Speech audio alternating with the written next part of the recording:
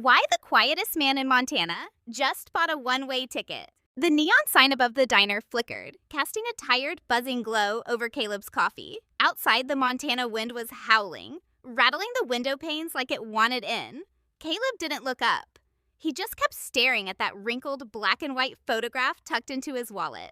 It was taken 40 years ago, back when the world felt wide open and the sky didn't feel so heavy. He took a slow sip, the bitter caffeine hitting his tongue. Everyone in this town knew Caleb as the guy who fixed their tractors and never said more than mornin'. They thought he was content with the quiet. They thought the mountains were enough for him, but they didn't know about the letter hidden under his floorboards. "Check, please," he muttered, his voice sounding like gravel under a tire. He stood up, his joints popping, and set a $20 bill on the counter. He didn't wait for change. He walked out into the freezing night, pulled his collar up, and headed straight for the old bus station. The ticket agent, a kid barely 19, looked at him over his glasses. "Where to, Mr. Miller?" Caleb paused, his hand trembling just a fraction as he reached for his ID. "New York City," he said, the words feeling strange and heavy in the air. "One way." The kid stared. "But you've never left the county, sir. What's in New York?"